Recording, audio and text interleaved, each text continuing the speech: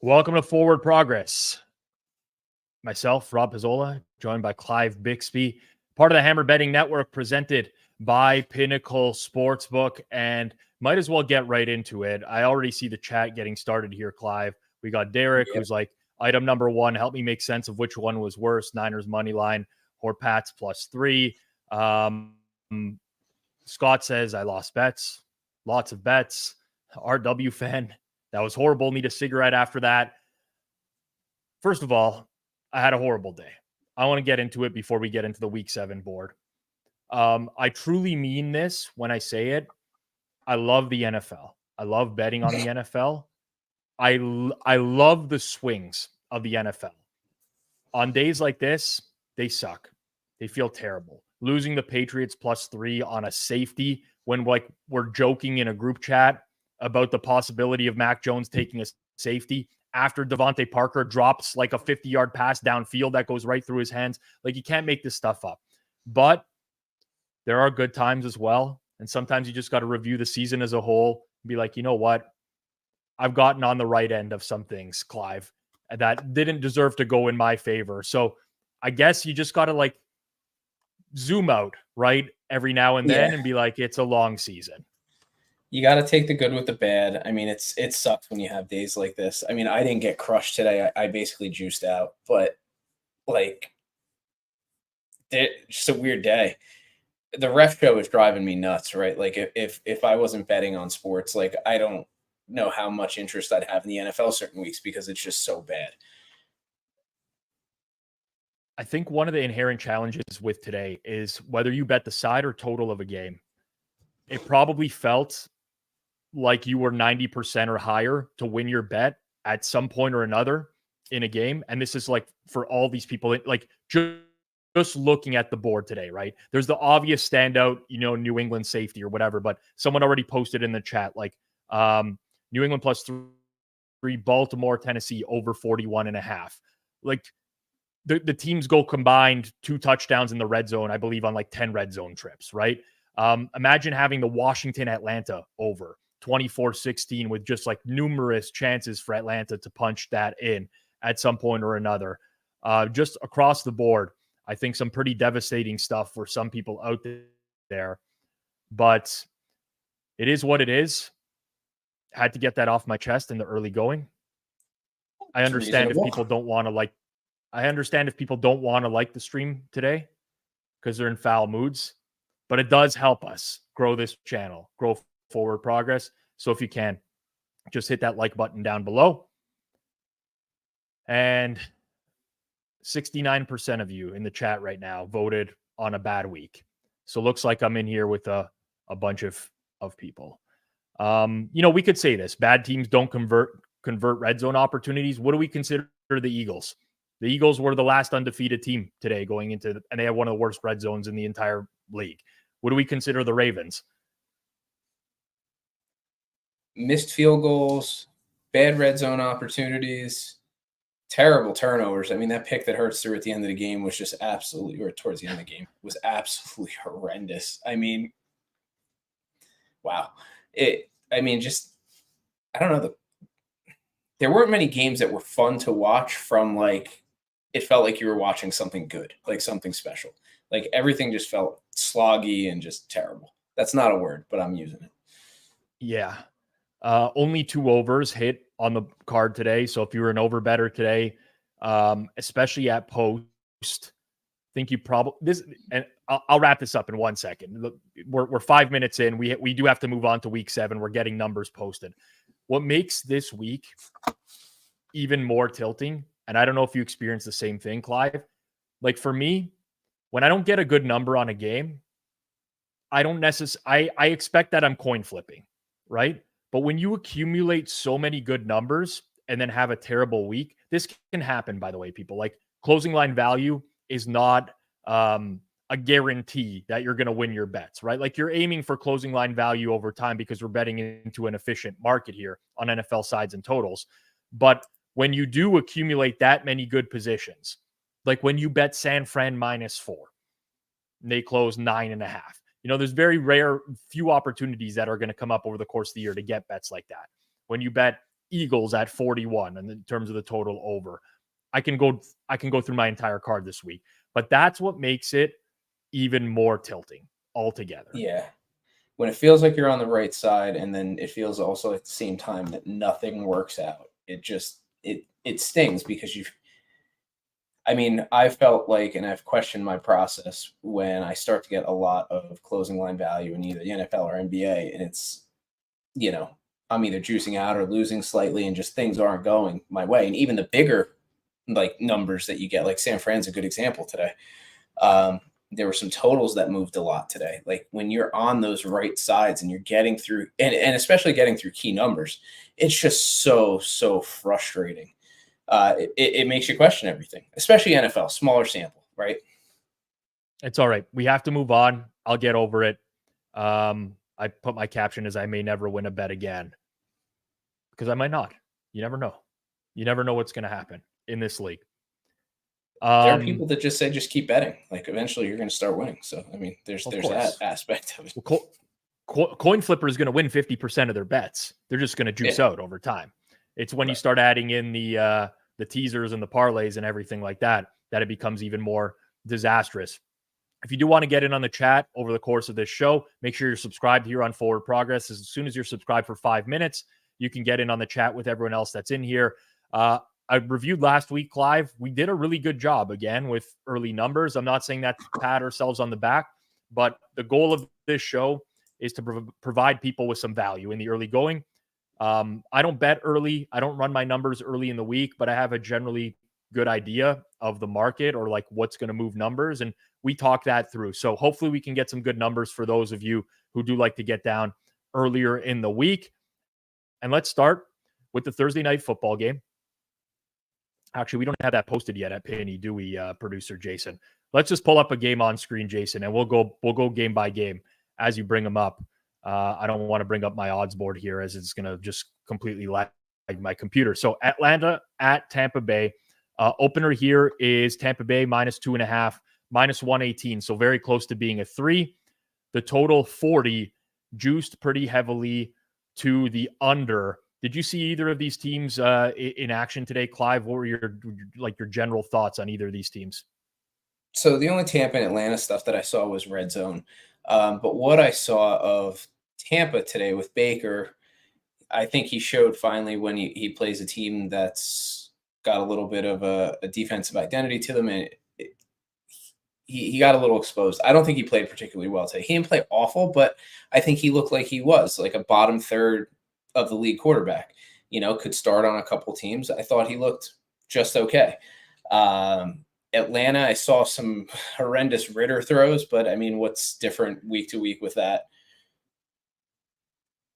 Yeah, I'm with you. Like, you look at the Atlanta-Washington box score, and aside from the -3 turnover margin for Atlanta, you'd be hard-pressed to figure out how they lost the game. Washington had 193 net yards in this game. Atlanta had 402. They more than doubled them in overall yardage, but the turnovers killed them. It did get to the point where Arthur Smith on the sideline looked like he was very, very visibly frustrated with Desmond Ritter.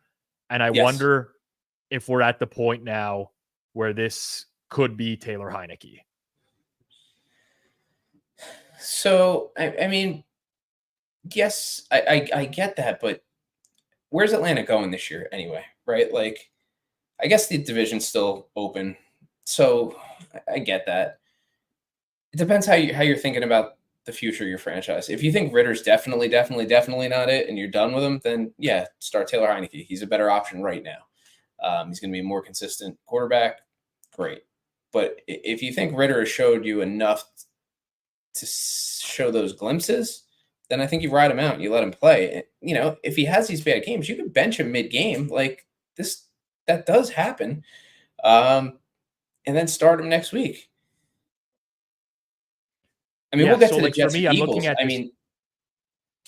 What I was going to say was, even Zach Wilson, right? He's had some horrible looking games. And the last few games, he seemed adequate. Hard to know if this is a function of him needing more reps or if he just doesn't have it, period. Yeah.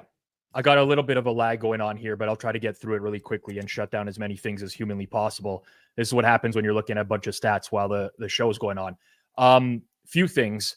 So Atlanta and Tampa Bay get through today's games relatively healthy. Like no significant injuries for Atlanta. They haven't had really any for the last few weeks. Tampa Bay, same thing. So I don't think you're going to get an early move one way or another on one of the sides. But I do think that I like one thing or another depending on the game. Like if Taylor Heineke plays, I kind of like Atlanta in this game.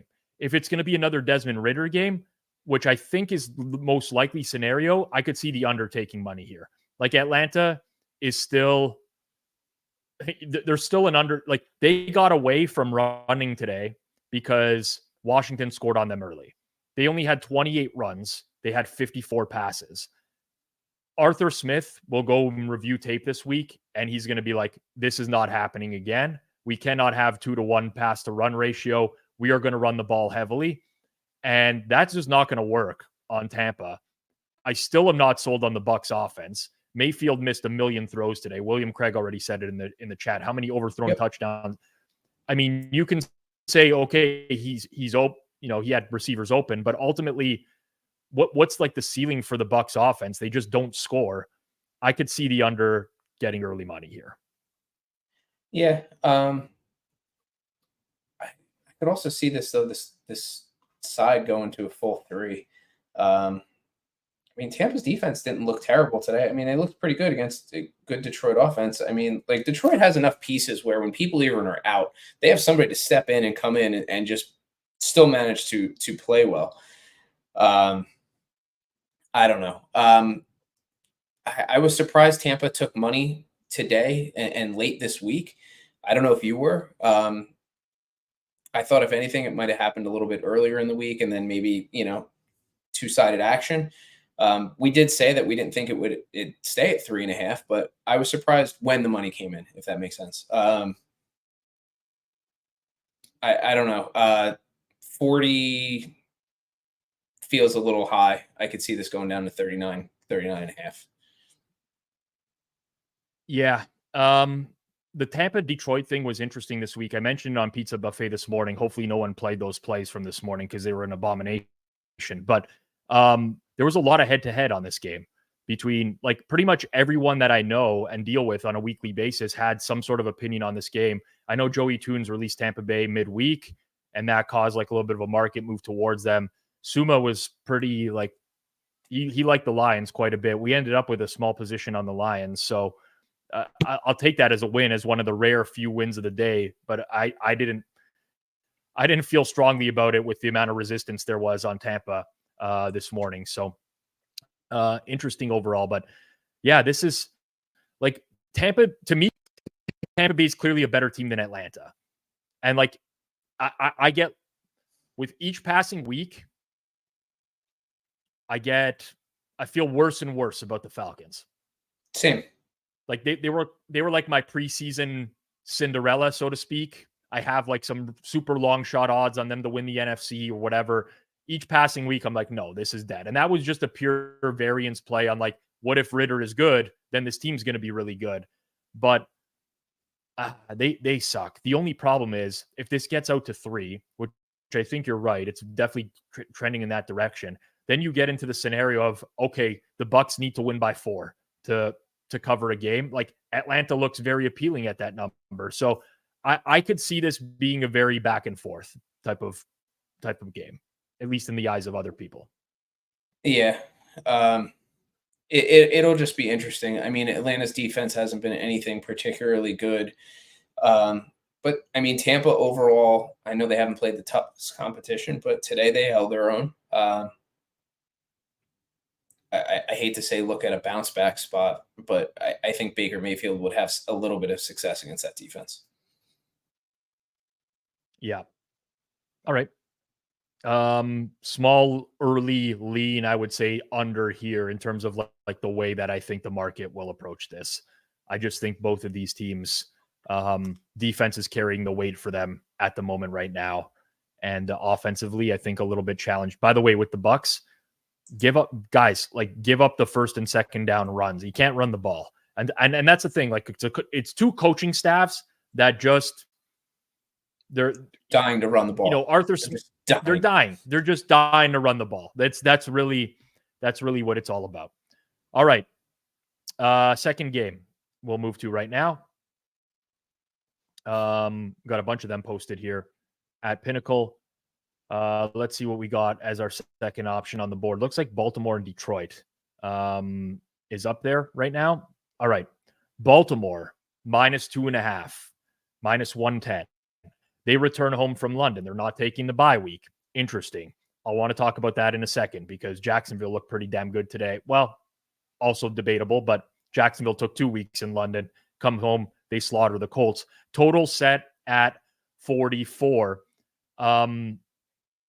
Two good teams here, in my opinion. Baltimore, I think people are really frustrated with them now because of the lack of red zone success in back-to-back weeks. This might be like peak in market for Detroit right now. Like, this is my thoughts. Like, Detroit, everyone is coming around on Detroit and buying Detroit at this point. Yeah, I agree with that.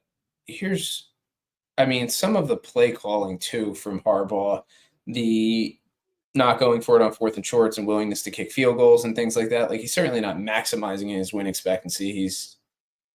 That's terrible. The red zone's been pretty bad, but both of these teams defensively have played pretty well. Like, you see this number 44 and it makes sense with the defenses, but when you think of the offenses and what they're capable of, I think you'd probably think more like 47, 48. So it's kind of an interesting total there. And even though I say that, I'm not particularly interested in taking it over even at 44 without looking at it a little bit more deeply. Yes. So I'm going to push back on one thing because I've noticed this a lot lately, and it's the Harbaugh decision making. And back in the day, Harbaugh was like, he would roll the dice a lot more, right? The difference for me is you have a kicker that is as close to automatic as possible, and I think it might skew like the percentages a little bit one way or another. Like, when a commentator says take the points, and you're like, no, you idiot. Like, it's not a guarantee. It's not a guarantee with Justin Tucker either, but it's pretty close. And I think that skews things a little bit. I'm not going to pretend that wasn't something that was in my head, because it was. I was watching a game earlier and I'm like, I'm thinking of this in the optimal scenario when you have Justin Tucker, your kicker, and I still think it's a mistake. So I was thinking of it that way, where it's, like you said, as close to automatic as you could possibly get, but you also have, Lamar Jackson, and you have a ton of options from a play calling perspective on 4th and 1, things that you could do. I just don't think it's the right way to go, especially with a team that's had multiple comebacks against them this year too. Like, you need to maximize your point, in my opinion. Yeah. They haven't been good at putting games away so far this year. And honestly, right. So Showtime says, isn't it more on Monken than Harbaugh? So, like, the 4th down decision making is on the head coach, is on Harbaugh. The play calling is on Monken. And this is what I was going to get at. There's lots of times today where they picked up like chunk yardage on 1st down, and it's like 2nd and 2, run the ball. 3rd and 1, run just very, very predictable. I feel like the Ravens offense can be so much better than it is. It feels like there's glimpses every single game where we're like, this is like the Ravens offense and then it doesn't materialize. I don't like, I'm looking at market power ratings like on these teams over the course of the entire year. I think if these teams played today, Baltimore would be -3. I think if we look at the best market rating for each of these teams this year, Baltimore would be -3. I think if we look at the worst market rating for each of these teams this year, Baltimore would be -3. Like, there's a lot. I don't know what the look ahead was. It might have been 2.5 or something like that.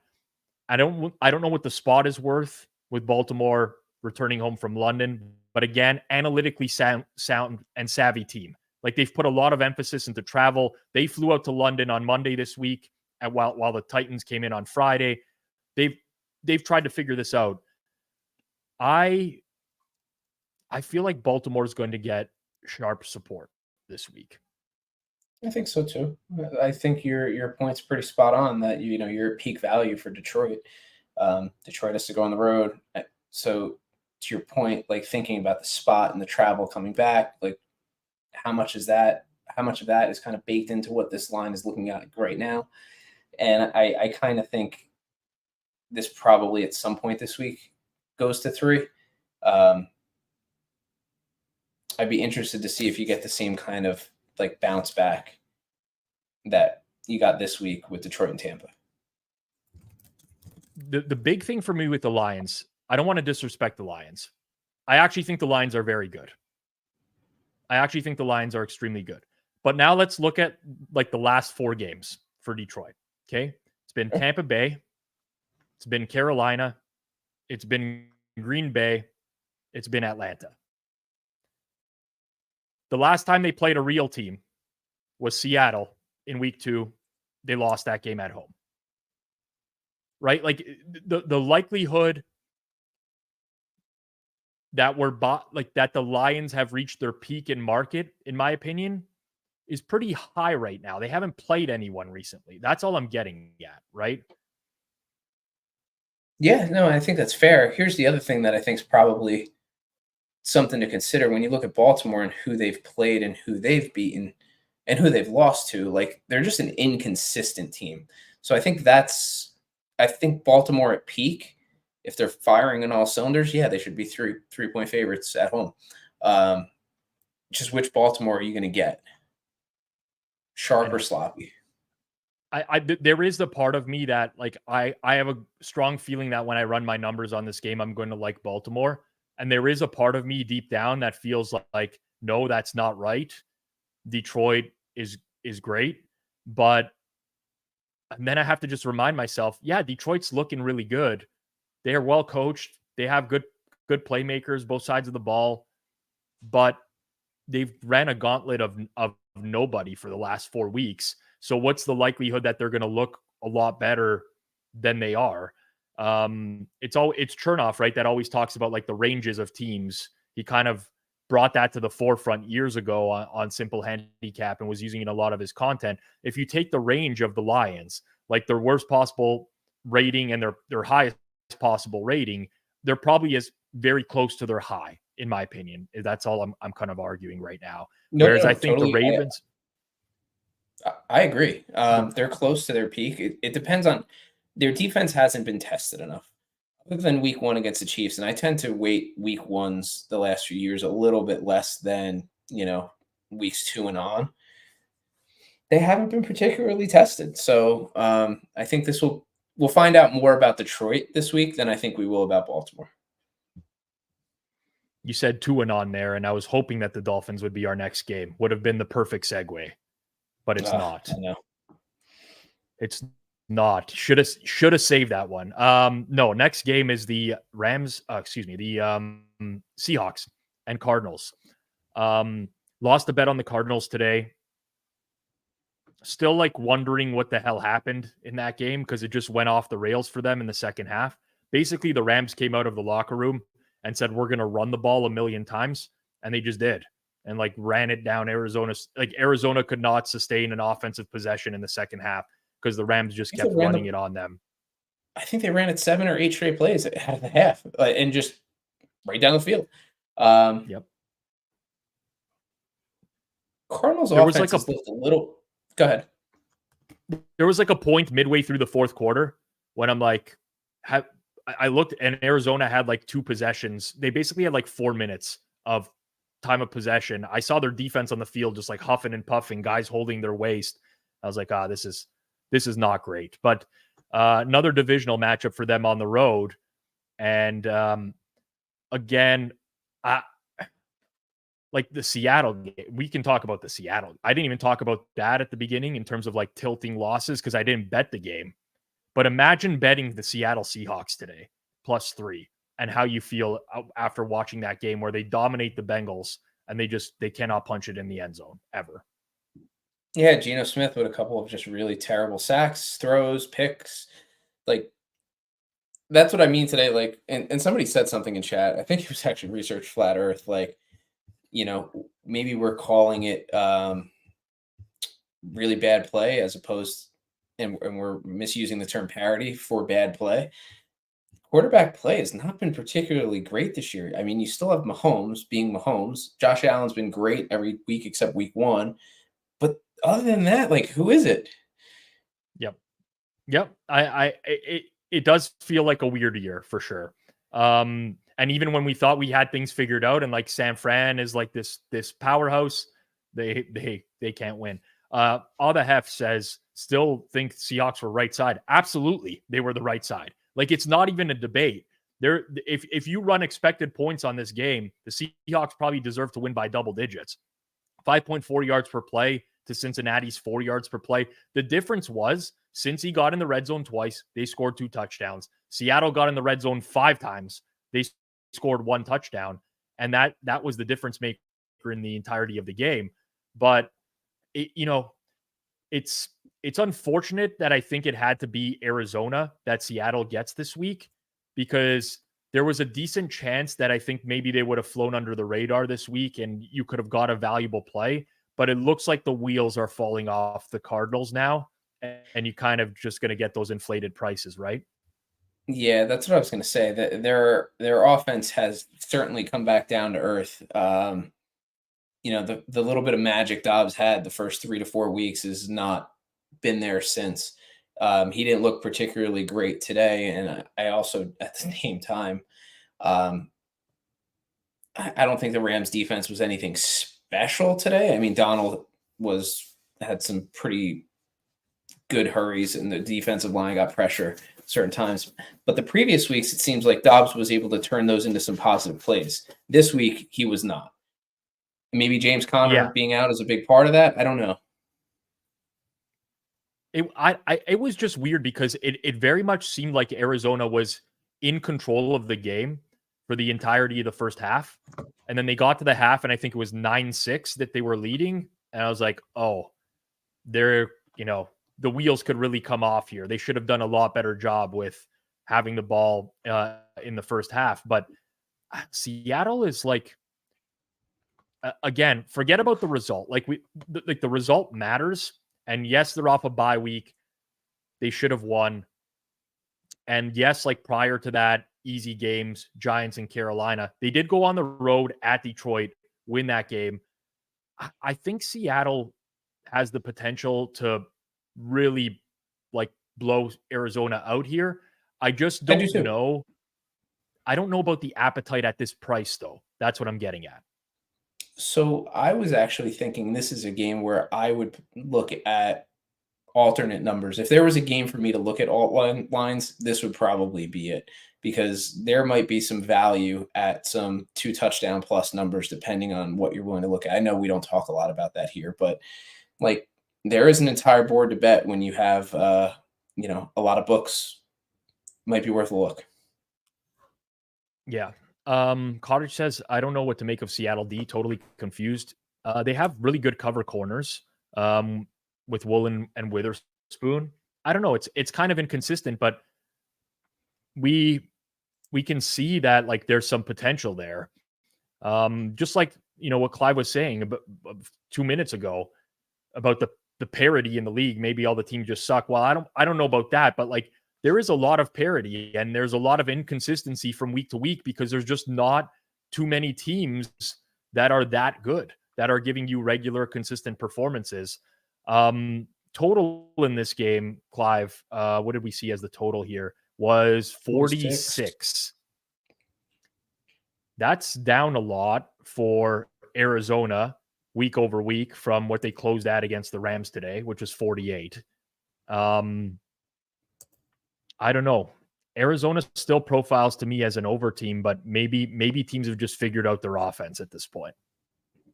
That's kind of what I'm thinking. So if I have appetite for anything, it might be the Seattle team total over and not the game over. I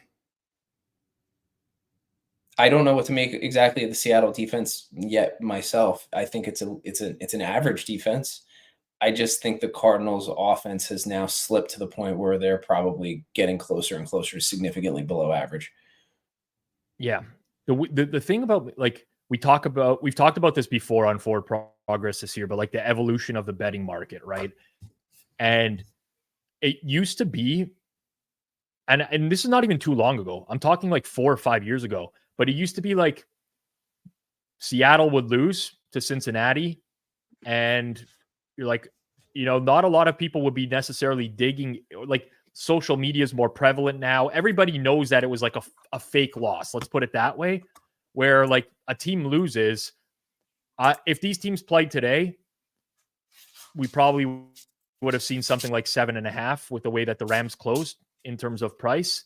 And now, like, even off a loss, Seattle's probably a little bit steeper of a price tag. I'm not saying that it's necessarily wrong, but I just don't know that we get to anywhere, like we move to anywhere that provides value one way or another, right? Like 8.5's in that dead zone. I kind of feel like it stays there. Yeah, I mean, like maybe this is a good teaser leg, if it stays around here. But you're right. Like more, I think prior games, you can get better numbers earlier in the week because I think lines were set up more of scores. And now we have all these different advanced stats that are meaningful and help break through the variance of what's the score is and what's actually happened in the game. So I think it's a little bit harder to find some of those great numbers as maybe it was even a few years ago. You don't get the overreactions, I think, that you totally used agree. to get. We'll move on to our next. I don't feel like you do. Yeah, you get some here and there, but like first and foremost, it does seem to be like injuries drive the early market nowadays. Arizona, Seattle, nothing of note on either side of the ball today. So it's just a matter of, okay, now you process the final scores. Both teams lose. Seattle definitely played the better game. They get priced up a little bit more the following week. Makes a lot of logical sense. Like, I just don't know that there's much more to break down. Good. All right. Pittsburgh Steelers coming off of their bye week on the road, visiting the Los Angeles Rams. This is an interesting one because the Steelers went into their bye like the Walking Dead, basically. Offensive line injuries. I believe Deontay Johnson is eligible to return this week off of his hamstring injury that put him on IR. I'm not saying he will. It's a possibility. Pat Freiermuth could return from the hamstring injury. Cameron Hayward is eligible to return on the defensive line with his groin injury. TJ Watt was, hurt in week 5 with the finger injury. Now he's going to have a couple weeks to repair. The lasting thought in our mind with the Steelers is, how in God's name does this team win games? But in defense of them, they've had a lot of injuries to deal with so far this year. I think that there's going to be an appetite to bet the Steelers coming off the bye week next week.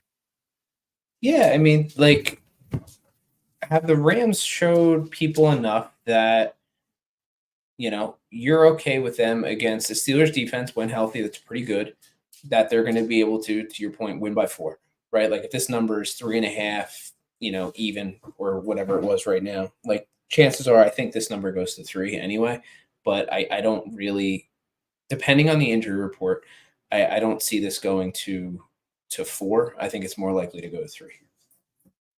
Yeah, I honestly thought this one would be 3. This is one that I think I might wake up tomorrow morning and we see the 3 there right away, just because I think there's so much upside for the Steelers from the injury report side of things, and also just the Mike Tomlin underdog factor that seems to Voodoo, get them through. Yeah, like the Rams, not the strongest offensive performance today against a very weak Cardinals defense. This will be an upgrade for them. Obviously, there's concerns about the Steelers offense, and that, you're more of a totals guy, Clive, but we have a total of 42.5 here. We have, Steelers, who I think profile pretty heavily as an under team because of their lack of offensive firepower, and the Rams on the opposite side of the spectrum. What do you do in situations like this? Like, does this feel like a right number to you? Feels a little high. I do think the Rams left some points on the board today, but I still think, that's against what I consider to be a pretty less than average Cardinals defense. I don't think they'll get those same types of opportunities often against the Steelers. Steelers going to be able to, I think, create a pass rush, create some pressure. So I could see this being I can see this number going down. One other thing of note here is this might play like a Steelers home game as well on the road at the Rams with the way that their fans travel. True. That is very true. What was the total number? 42.5 right now? Like was it juiced at all or not really? Was it pretty even? Yeah, it looks 42, 42.5. Yeah, it's pretty even. Yeah. And it looks like 42.5 was the number at most places before this week anyway, for like early lines. So, the Rams total did get bet up pretty heavily, like we said it would this week, but nothing happened on the Cardinal side of the ball. Yeah. Apologies for the loser with the amount of closing line value that there was there from last week's show, but that's just unfortunate. Scott mentions we have the McVay childbirth as well. I don't know how to handicap that, honestly. Other than that, I can't say that, like, it probably doesn't help the Rams if McVay is away from the team for any period of time this week. Yeah. Try and give it a number, whether it be 10 or 20% that he's not there, and I don't know, maybe take a half a point on both sides of the ball. I don't know. I have no idea. Yeah. I thought it was interesting that he wasn't going to come to the game if she went in labor today. Yeah, probably could have used that as an Arizona bettor today, get him off the. Although, you know what, whoever would have stepped in probably would have went for it a little bit more aggressively on fourth down than McVay typically does. So maybe it was a blessing. Who knows? 63 of you have liked this stream. It's not enough. It's about a third of you. 2/3 of you, smash that like button down below. It does help people find our content. If you're listening to this on Monday, you chose to do something else tonight, I don't blame you. Giants Bills is on my TV screen right now. Already my eyes are starting to bleed. Just rate and review 5 stars if you're listening in audio form, or make sure you just do give us that like after the fact, and make sure you're subscribed here on Forward Progress. Okay, from that game to, we do cover all the games. It's the Green Bay Packers going to Mile High to take on Ben Carey's Denver Broncos. Green Bay Packers, small favorites on the road, laying 1 right now. Away from home, total 44.5. Pretty flat juice-wise on both of these sides. So basically, Green Bay -1, you pick the winner of the game, and 44.5 as a total. It's a good thing we can bet on these games, Clive. It's a good thing we can bet on them. So what are your thoughts? I don't think we've spoken about this. Jordan Love, weeks 1 and 2 versus post weeks 1 and 2. If there's a defense to get right against, it's Denver. But I don't want to say that he's been quote unquote exposed, but he certainly isn't the same quarterback that was putting up huge numbers. I wasn't somebody that was a big Jordan Love truther to begin with, so I don't know what your thoughts are. I think this is just what Jordan Love is, but I think he can perform against his defense. Okay, so there's kind of like this blueprint now, I think, on Jordan Love, which is just make him work his way down the field and make enough consistent throws to get it done. And he hasn't been able to do that. He certainly wasn't able to do that against the Raiders. Raiders play like this too high safety, make you march down the field, and not many teams have really been able to expose them in that, just because there's not that many good quarterbacks in the league. So I think Denver might play that style of defense. This is a really tough one for me. My first thought is that Green Bay is a better team than Denver. Obviously, you have to factor in home field advantage. You got Denver's going to have like mitigate some of the bye week that Green Bay has because Denver also played Thursday.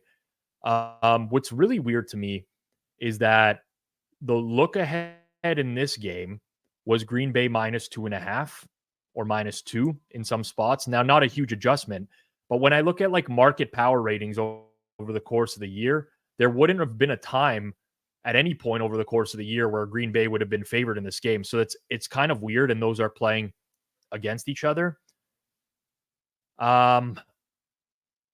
Scott says, I feel like we just watched this game when Green Bay played Vegas. That's kind of how I feel as well, except it's tough. And then also, like, we have the Green Bay defensive injuries, right? Quay Walker left the last game that they played. Darnell Savage did. They have injuries on defense that have to be accounted for. I don't have a strong opinion one way or another. I think like the early number, I don't have a strong opinion. I love to play Denver overs, but this isn't the offense that I want to do it with. Although subjectively, it does feel like a tad low. It feels low to me too. And it looks like at some other places before this week, it opened 46 and a half, depending on where you were looking, which feels a little bit more right to me. I don't know. I feel like 45 to 45 and a half is where I think I would have it without running anything on my own. Yep. The side feels right. I don't know how people were at -2.5 Green Bay on the road. Like I don't have anything that would have gotten me there. So for now, I think the side is pretty right. Like maybe I don't have a strong feeling either way, but I kind of feel like the total should go up a little bit. Yeah, so Denver played obviously the low scoring game, 19-8 with KC this week, but that was a weather impacted game. Prior to that, they'd played 4 straight games of 52 points or more. Now, different opponents. Green Bay's not the explosive offense, but subjectively feels a little bit low on the total right now. Although we're coming off a week where basically we got two totals that hit to the over. Yeah, I mean, I think just really, and I'll look at it for this week, just really, really poor red zone efficiency, poor field goal kicking. At least that's what it seemed like. I don't know how much of this is just like an aberration. I mean, even Kansas City only had 1 touchdown. How many field goals did they have? 4? Kansas City went 4 for 4, yeah, on field goals, yeah. So, I mean, I don't know. I think this is a game where Jordan Love can play a little bit better and kind of get back into a little bit of rhythm, but we'll see. Yeah, that's a good point by you. Kansas City did have 5 trips into the red zone. They just had 1 touchdown. Yeah. John, please do not back up the truck on any bet at any point. Well, I mean, I guess it's early going anyways. It's very hard to back up the truck on a Sunday night play. Although Pinnacle does offer the best limits in market right now. I think 3K aside is what they're taking right now on the posted ones. Yeah, 3K aside, 2K per total, 2K money lines. Not going to get that at many other shops that are out there. I'm sure we want to move on from Denver. Moving. But yeah, last piece. Like I see Denver teasers from Matt in the chat here. They are not a team that I think they have such a deviation in range of outcomes that they're not somebody that I would feel comfortable taking in a teaser leg, just throwing that out there. When somebody has those kind of like blowout games defensively in their range of outcomes, like just I tend to stay away. Just FYI. I tend to agree. I don't know how many times Green Bay can blow out an opponent either, though. Yeah. I have generalities. This is a Denver. This is an anti-Denver statement as opposed to, yeah. Got it. Okay. Sunday Night Football next week, when myself and Clive are doing the show, we'll be treated to a barn burner of a game rather than what we're being treated to right now, which is not much of a game. It is a big one. It is the Eagles coming off of their loss to the Jets. They return home. They're laying 2.5 minus 114 at home to the Miami Dolphins. Total in this game, very high, as you would expect, at 52.5. Of note today, couple big injuries for both teams. Xavier Howard, starting cornerback for the Miami Dolphins, left the game with a groin injury. Mike McDaniel, after the game, said that they don't know the extent of that. So we'll see this week. But obviously, the Dolphins thin at corner. That would be a big one for them. The Philadelphia Eagles, right tackle, Lane Johnson, left the game today with an ankle injury. In their secondary, they lost Reed Blankenship, their starting safety, and Bradley Roby, a depth corner for them, but already without Darius Slay at cornerback and Avonte Maddox at cornerback.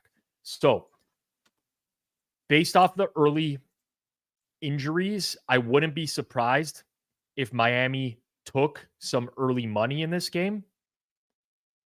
But I believe my opinion is that I'm going to be crossing my fingers for this Eagles injury report and hoping that I can bet Philadelphia in this game. Totally. I think that's totally fair.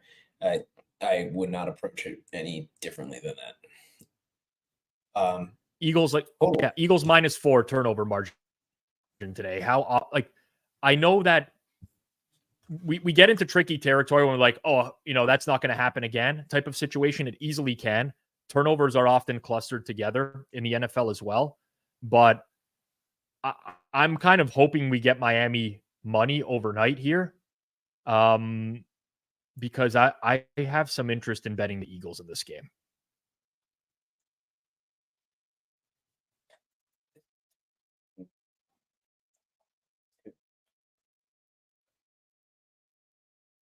Wow. I think this is a lot to ask. But, I mean, the Eagles don't have a terrible defense. So, yes, the injuries that happened today, obviously that's important. I'm not saying that it's not. But this just feels high, and it feels like it's already gotten bet up in certain spots because I'm looking at some of the earlier releases, and it's already jumped up. Did you see any of the Dolphins-Panthers game today? I would say of the games today, it got a decent amount of coverage on Red Zone because there was a lot of touchdowns, but it was one of the games that I was the least focused on. So what I'm thinking when I see this number, I'm trying to think through how we get here and people are betting up. I don't think this is necessarily a pro-Miami offense. This might be a anti-Miami defense sentiment, if that makes sense, against what should be a good Eagles offense, who left points on the board today too. Yeah, so my thing with Miami is this. When Miami plays a terrible defense, they can very easily run up the score, as they've done many times this year. They will murder like a Giants defense or a Carolina defense or a Chargers defense. I might be missing a team on the Broncos defense, right? 70 points. Yeah, 70. But they've taken up a step in class up a couple times. One was at Buffalo, where their offensive output was not the greatest. And another was against the New England Patriots earlier in the year when the Patriots defense was healthy, and that wasn't the greatest. So the injuries on the Philly defense are something to keep an eye out on for sure. But the Lane Johnson injury is big, right? Like Lane Johnson, one of the best tackles in the game. But is Miami going to be the team that exploits that defensively? Like, to me, that's not the issue. The issue is the cluster injuries in the secondary for the Eagles. Yes, I agree with that. Yeah, so the more that I think through this, I have some interest in the Eagles, and I could see now, like as I'm thinking through it, I could see this number, why it's getting bet up the way that it is. Will this be the highest total we have on the year? I don't know. Maybe. Yeah. The challenge with high totals is that you need everything to go right for these to come in. You get one drive that's like 8 or 9 yards that ends in a field goal or a fourth down stop or whatever, and that's going to hurt it. But these are big play offenses. That's what, typically speaking, when you get a total this high, the market more often than not comes in on the under, especially towards game time. I don't know that that's going to happen unless this moves out a little bit more. Yeah, I'm looking through Miami's schedule. I don't see another team that I think is going to bring up a number quite like this. I mean, maybe you make a case for the Bills the next time they play, but that's really it. I think this is a fair number. And if you're getting 52 and a half, I actually, now that I didn't run any numbers or anything yet, but I think 53 and a half is a reasonable number for this to end at, to close at. It might even get to 54 at some point during the week, but to your point, I could see it getting bet down if it gets high enough. My first thought is there'd be money towards the over in the early going, and then probably late buyback on the under if it gets to 54. But the defensive injuries, I think, for both teams at the cornerback position are a lot to handle. I'm really looking forward to this game, honestly, but I still think the Eagles are a step ahead. The Miami defense bothers me. It really does. It's just not very good. It's not. They haven't been tested. Other than the Bills, they have not been tested at all. And I think if people are really excited this week after seeing both San Francisco and Philly lose to start pouring in money on Miami futures, that's not something I think I'd recommend either. Mm-hmm. Mm-hmm. All right. Moving on to Monday Night Football next week. It's the 49ers on the road at the Vikings. 49ers laying, let's say 7, but like a 6.75 type of situation. Total 44.5, juiced towards the under. Horrible game for San Fran today. Miserable. Like outside of the scripted drive at the beginning of the game, I don't know if it was the wind that was affecting Brock Purdy, but he missed a ton of passes. And that has happened this year in watching tape of Brock Purdy. You had the Deebo Samuel injury. You got the Christian McCaffrey injury. Skill position players on offense. And ultimately, just a abysmal performance where Kyle Shanahan thought that for some reason he was going to decide to kick a field goal as time expired instead of trying to pick up any more additional yardage to make that a shorter than a 41-yard field goal, Clive, which I thought was a galaxy brain move. Yeah. Yeah. I mean, I hate that stuff. Don't do that. I mean, you're just setting yourself up for failure. This was not a 21-yard chip shot. The weather was enough to impact your quarterback all day. So, maybe treat it with a little bit more concern than to just let the clock run out and settle for that.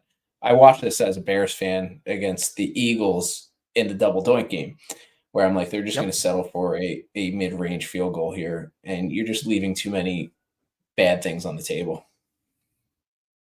I'm also interested to see what Trent Williams also got hurt at some point during the game. I know he came back and he played. Just wasn't in terms of all the outcomes for San Francisco, that today was just not a good one. Yeah, also some low-key important injuries for the Vikings in this game. Marcus Davenport left again, and he got an ankle injury to the opposite ankle because he sat out the first 2 or 3 games of the year with an ankle injury. And Ezra Cleveland, who's been very good on the offensive line for them, left this game as well with a foot injury. He had an X-ray. It was negative. They don't know the extent of the injury. My first thought is this. I had some Minnesota today. I watched a bunch of Minnesota today. This is 2 weeks now in a row. Justin Jefferson out for a large majority of last week's game and out fully for this week's game. And the offense has been horrendous against the Chicago Bears and the Carolina Panthers. Minnesota's offense today had 12 first downs. They went 2 for 13 on third down, 4 yards per play. Their series conversion rate was 54.5%. So how often they get a second first down on a series, that was the lowest in the league this entire week. Even worse than the Tampa Bay Buccaneers and the aforementioned San Francisco 49ers. I have a feeling that San Francisco is going to obliterate Minnesota next week. I'm with you. I think Minnesota is an incredibly average team, and when they play a team that, like you said, stepping up in class, like they haven't looked great against mediocre competition. I think I've kept Minnesota on the higher side of average, but I think maybe that's a mistake. And with no Justin Jefferson against this defense, I just don't see. I mean, the success rate's not going to get any better. I don't know what they'll do from a game plan perspective. I mean, they certainly haven't been effective at running the ball particularly well either. So I just don't know what Minnesota does to game plan for this particular game on either side of the ball. The game that Cleveland just won, like the way that they beat San Francisco, is not a way that Minnesota can beat San Francisco, where it's just like play good defense, field position game, try not to turn the ball over. Now, with this said, it is our job to try to predict where the line is going, not necessarily who we think we're going to like in the game. And Minnesota does have a tendency to play close games. Now, they got blown out at home by KC a couple weeks ago. But remember, KC closed like 3.5, 4 on the road at Minnesota in that game. Mm-hmm. It was in that range. And now we have 7. So in the span of a couple weeks, no Justin Jefferson, sure. But yeah, was it last week? I'm maybe getting my weeks confused, but it was the Chiefs last week. It was last week. Yeah. So in the span of a week, thank you, Howdy. I appreciate you correcting me. This is what happens when you're in an infinite state of rage watching football games over the course of the day. It was the Chiefs. We got a pretty big adjustment. Like I feel like the Vikings will take money in this game. Well, especially with the 2 injuries too. I mean, if McCaffrey and Debo are likely to not play, I mean, speed and those game plans are what get other guys open as well. Like what helps, what gets Kittle and Ayuk open? It's drag routes and just getting the ball to those guys in space and things like that. To your point, what did Minnesota get open at against the Chiefs? 6, and then it got bet down to 3.5. It got bet down really quickly. I don't know if it was ever 6. It might have been 5.5, but it was bet down really quickly. Yeah. So that's like the chemistry of this team, of the Vikings, right? It's like always find themselves in close games. Even the Chiefs game, which they lost by 2 touchdowns, was a close game for a lot of the game. But I do think there's going to be market support for the Vikings here. I really do. I don't know that I agree. Yeah. I don't know that I would have interest at the Vikings even at 7 right now, but I think there will be some early money where people are just going to be like, well, these are my numbers. This is what the market ratings are saying. And, you have some uncertainty on offense. Purdy probably finally threw up a bad game. So I can easily see this being 6.5 by the time we wake up tomorrow. I don't know. If not by the end of the show. Yeah, it's very possible. We do see these moves happen over the course of the broadcast pretty regularly. I'll be very intrigued by this because typically speaking, like I say, for anyone who's new here, hasn't tuned into this before, there's a bunch of you in here right now. Injuries drive a lot of the early movement. McCaffrey, Debo, Trent Williams came back into the game. So he did get hurt. He got rolled up on. It looked like it could be really bad, but he did come back and play. But we have to monitor all that as well. And there's a lot of injury upside for the Vikings. This could be a situation where you are like oblique injury for Christian McCaffrey. Baseball players get an oblique injury. They're out for like 6 weeks. They can't even function as human beings, right? So I can only imagine what it's going to be like for a football player. This could be a situation where you do have cluster injuries to key players for the 49ers. With that said, if that happens, then this line's going to plummet. And I might just be more interested in taking San Fran when the line plummets than I would be taking Minnesota in the early going necessarily, because I just keep telling myself every week the Vikings are, the Vikings, they've been unlucky, which they have been. Like turnovers have not worked out in their favor, whatever. And then you see them like almost lose a game to Tyson Bagent, second, like undrafted QB out of Division II college football, and you're like, yeah, I gotta pump the brakes on the Vikings a little bit here. Classic case of a team that just plays to their competition in every possible scenario. Like, when they play, this happened last year too, though, if I remember correctly. I'm trying to remember if it was the Chiefs or if it was the 49ers that they played last year.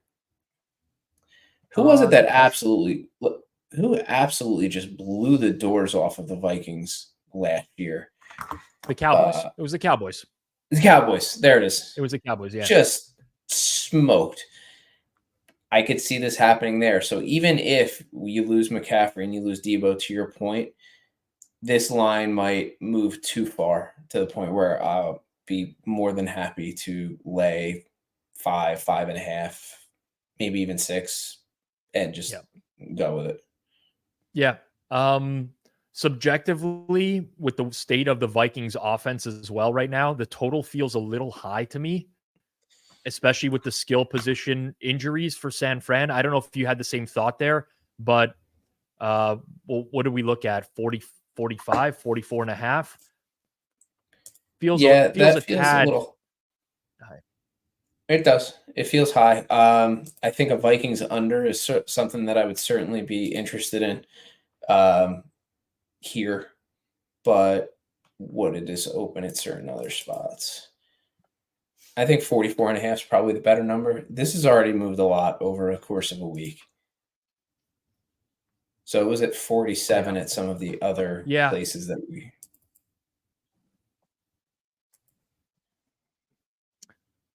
The Vikings are my kryptonite. I won with them today, so I can't say that for sure.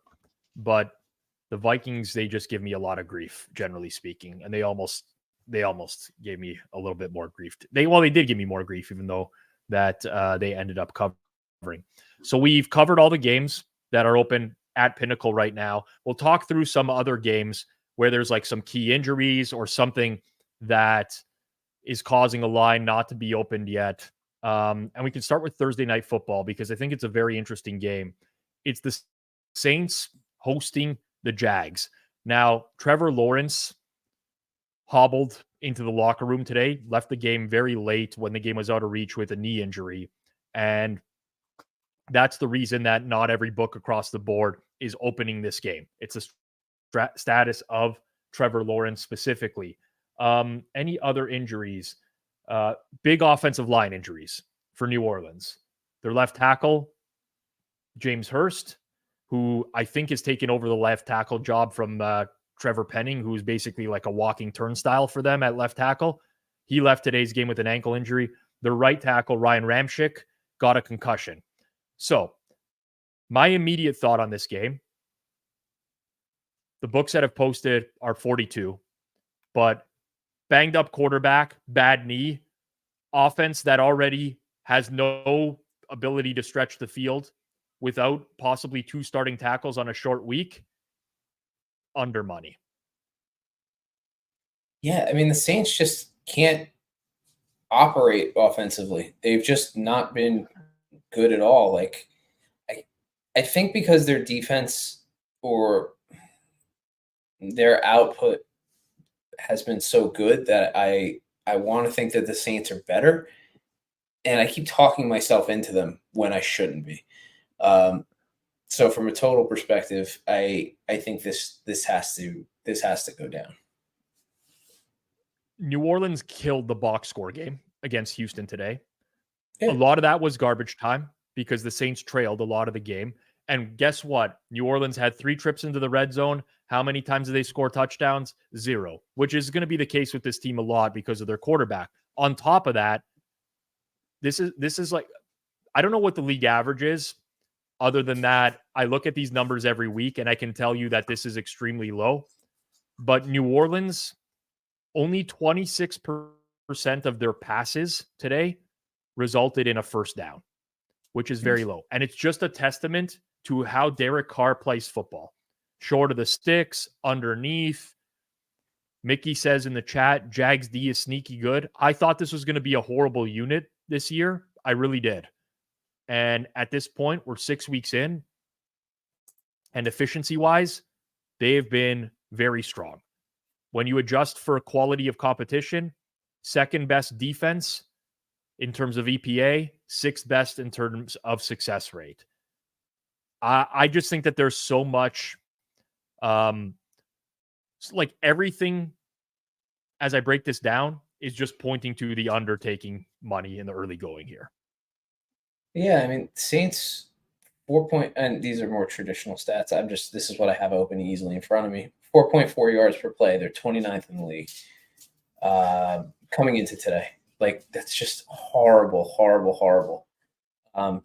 52 first downs throwing the ball, 3 touchdowns. They're just below league average all the way across the board. It's just really, it's bad. And what I did watch of today's game, it was kind of painful offensively. Like, yes. And it's not like, this is what I'm saying. It's not like Houston's like a world beating defense, right? Okay. They had the New England game last week where New England's missing Judon and Christian Gonzalez and a couple other corners. Like, that's their best offensive output of the year. Aside from that, Tampa Bay, they couldn't score in that game. Green Bay, they could barely score in that game. Carolina in the Monday Night Football game in week 2, they mustered like 20 points. The Saints just do not have the explosive. Like, they can't get the ball to Olave down the field. And to me, this reeks of early under money, if anything. I don't know who's going to win the game. Honestly, Pick'em feels right. Subjectively, I feel like the Jags are better. But with the Lawrence situation, I don't know. Yeah, short week on the road. Like, I think maybe this ends at -1 probably. Jacksonville. Like, yeah. But they're going to wait until Lawrence plays, obviously. It's the under that I think I have more interest in, and even maybe specifically the Saints team total under.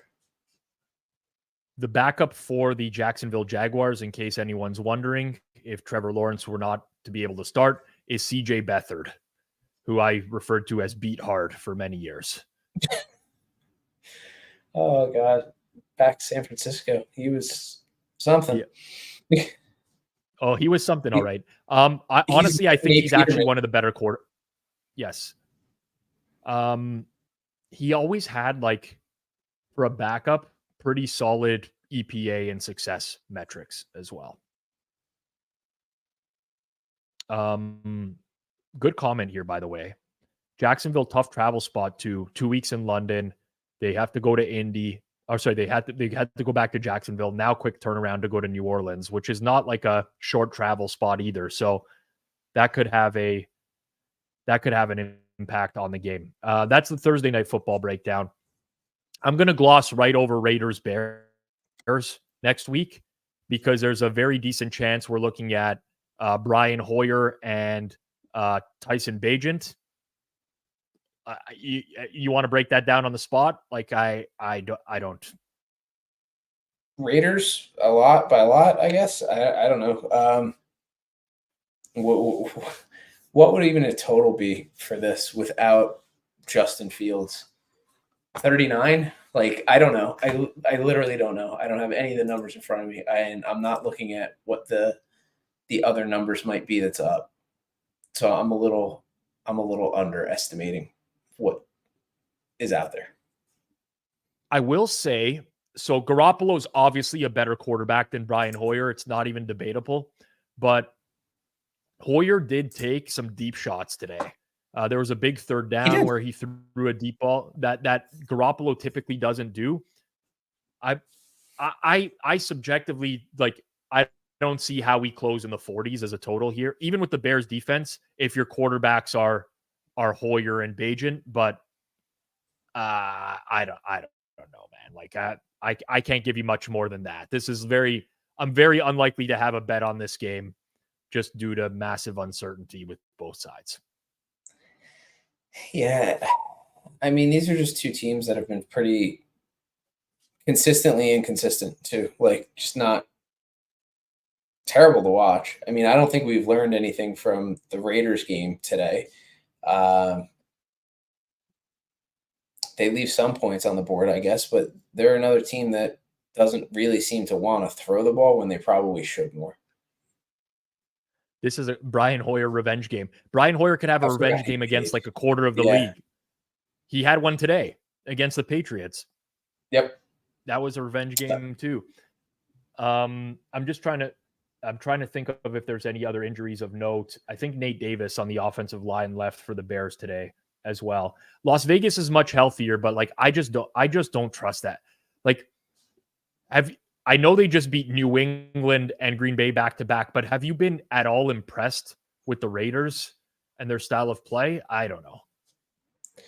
No, but I do wonder, if you get a week of practice with Hoyer, is he somebody that can use a guy like Devontae Adams much, much better and get some chunk plays downfield?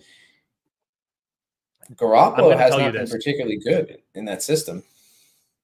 That's because they run the ball to Josh Jacobs for 2 yards a carry on like first and second down all the time. I don't know what the Raiders were on third down today. I'm going to predict that they were 80% because Garoppolo and Hoyer both bailed them out when they were in there. Las Vegas, third down. Okay, 8 of 16. I was wrong. I think probably a lot of the third down conversions that didn't happen were late in the game, but 8 first third downs they converted. It seemingly felt like every third down early in the game they converted. But they just run to Jacobs on early downs over, and the guy cannot break a tackle right now. He's good for 2 yards a carry. So, I mean, I feel like we see this from a lot of teams, and I get that there's not a lot of great quarterback play, but, not that they're giving up on first and second downs, but it's just really, like, painful to watch. Like, they need to be kind of finding some ways to stretch the field and at least keeping the defenses honest, and nobody seems to be able to do that. Not nobody, but we're going to close off. Go ahead. Go ahead. Finish your point. It's just, there's not – I'm looking through some of the offensive numbers throughout the course of the season, right? And, like, the biggest offenses are still Lions, Kansas City, and then by a huge margin from EPA per play, San Francisco, Buffalo, and Miami. Like, everybody else is at that center line or pretty much left of it. It's not good. Some commentary just previously between the Jags and Saints. Rourke, the great BC Lions QB, is also on the Jags roster. He didn't dress today. He's on their practice squad, so they would have to call him up for the game. Bettor was the dressing backup quarterback today for the Jags. So it's very unlikely that Nathan Rourke is going to start for that game. We'll end with one more game, Clive, because our 3 other games next week involve there's Buffalo at New England. Buffalo in action right now and not looking good. They're trailing the Giants 3-0. That could likely have an impact on next week's line. We have Washington at the New York Giants. And we also have the Chargers at the Chiefs. That is going to be somewhat dependent on how the Chargers look coming off their bye week against the Cowboys tomorrow night. So let's close it off with the Cleveland Browns, fresh off their big win. A lot of people are going to be looking to fade them. The celebrating too hard. Same way San Fran celebrated too hard after beating Dallas last week. They're on the road at Indianapolis. PJ Walker very likely to start the game again. I know there's been some reports that maybe Deshaun Watson could be back sooner than originally anticipated, but Cleveland is laying 1.5 to 2 points, depending on the book, on the road, and the total in the game is 39. What was most disappointing for me about Indy today was the 4 turnovers by Gardner Minshew. You just don't expect bad that ones too. From like some really bad throws. I didn't expect that at all. I expected a little bit more consistency from him, protecting the football, maybe a few sustained drives here and there, but he did not look particularly good. I thought that PJ Walker looked like shit too. That's what I was gonna. This is what I'm gonna get at. So PJ Walker, he had like a couple passes to Amari Cooper where Cooper made like amazing catches, and aside from that, he was trash. I think the PJ Walker led Cleveland Browns have a very good defense, but are going to have real trouble moving the ball against pretty much anyone. To me, with PJ Walker, I think the Browns are the 30th best offense in the league. That's where I would have them ranked right now. Yeah. I mean, really bad. I mean, so who's not better than them? Maybe the Giants, and who else? And Carolina is what I had, slightly worse. Okay. Yeah. Okay. I mean, it's definitely not the Jets. It's not. Yeah. I mean, that makes sense. I mean, maybe the Pats. I don't know. Yeah. So like, if I'm going through my bottom five with Walker in there, I have Giants worst, Panthers next, Browns, Jets, Patriots. Those are my bottom five. Yeah, and PJ Walker got away with what should have been a fumble 6. He got away with that today too. Oh my God, we didn't even talk about that. How yeah. What was going on? Okay. So I've seen this happen many times before, and I want to say that they actually are ruling it consistently. It's not, I actually think that within the rules of the NFL, as dumb as it sounds, it's the right call, but it obviously makes no sense. Like, he does not even have the ball in his hand anymore. Him pushing it forward should not constitute a throw. The ball is not there. So that was a game changer. That was actually a game changer. Like, I will go to the grave that if San Fran picks that up and scores in that situation, game is over. The Browns are not coming back.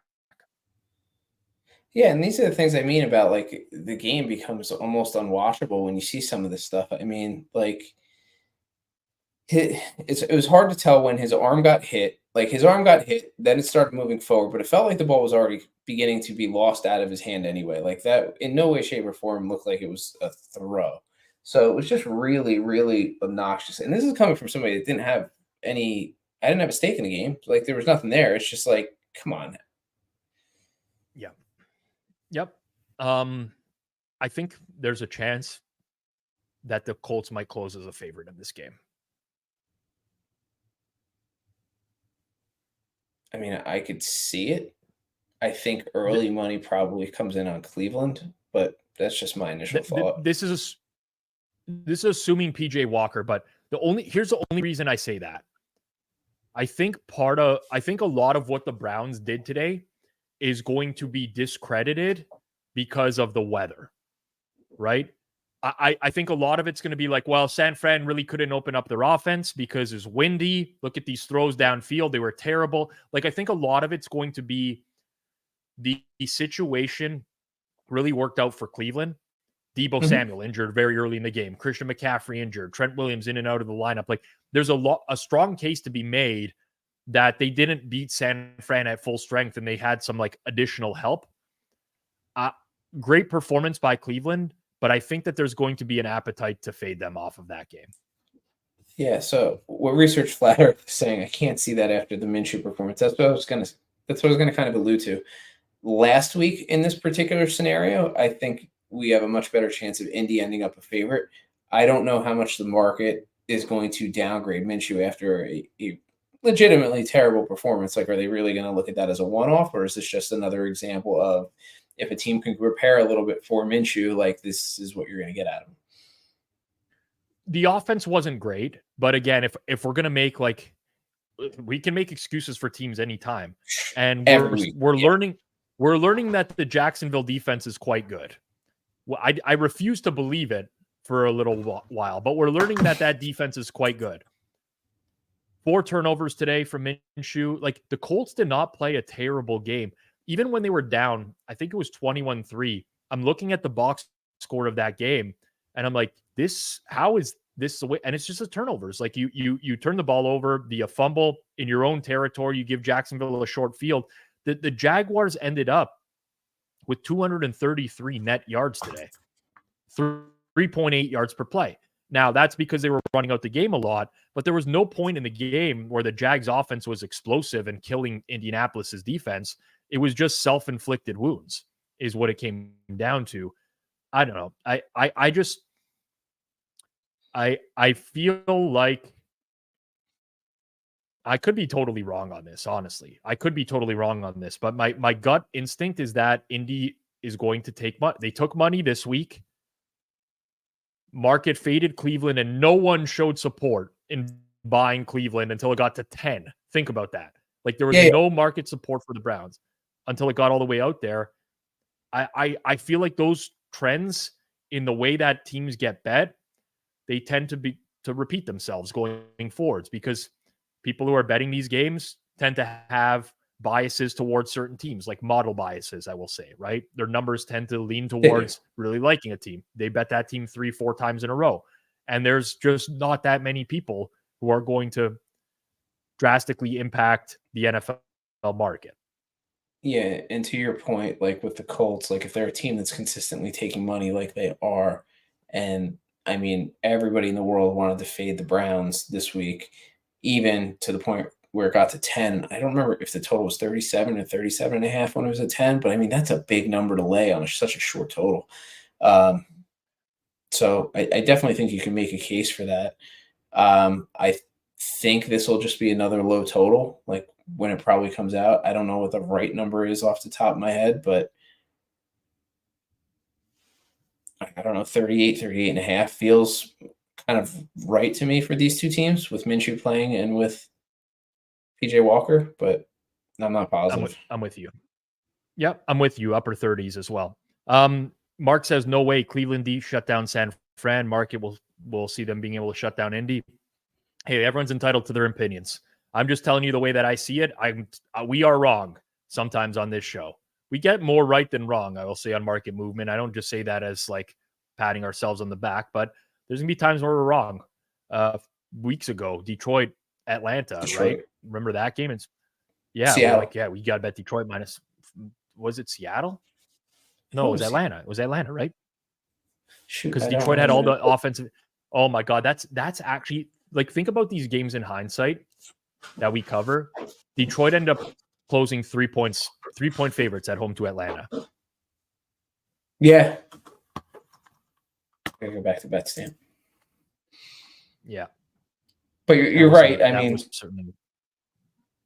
for the most part, I think we've been pretty good. I mean, totals are hard when you don't have a little bit of time to look through the data for the day and you don't know weather. I think like some of the totals that we got wrong were weather related last week.